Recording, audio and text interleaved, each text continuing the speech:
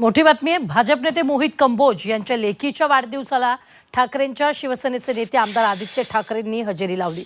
यामुळे राजकीय वर्तुळात सध्या चर्चा केली जाते।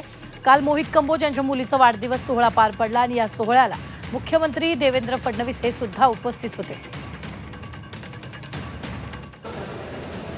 या संदर्भात ताजे अपडेट देत आहेत आपले प्रतिनिधी कपिल राऊत। कपिल, मोहित कंबोज यांच्या मुलीच्या वाढदिवसाला आदित्य ठाकरे उपस्थित होते, यामुळे चर्चांना उधाण आलेलं आहे।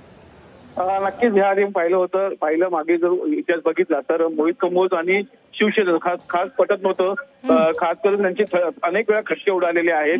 मोहित कंबोज होते एकेच वेळी काही महिन्यापूर्वी हल्लाही झाला होता, त्यामुळे एकंदर शिवसेनेने हल्ला केला होता जेव्हा त्यांनी आंदोलन सुरू असताना।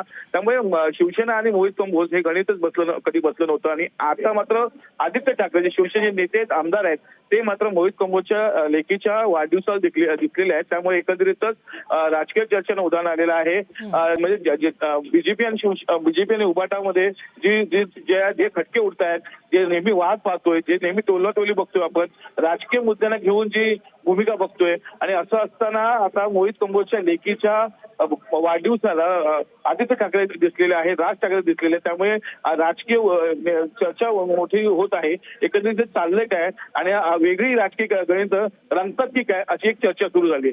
निश्चित, धन्यवाद कपिल ताजे अपडेट देण्यासाठी। मात्र आताच्या क्षणाची सगळ्यात मोठी बातमी आपण पाहतोय। भाजप नेते मोहित कंबोजच्या मुलीच्या वाढदिवसाला यावेळी आदित्य ठाकरे उपस्थित होते।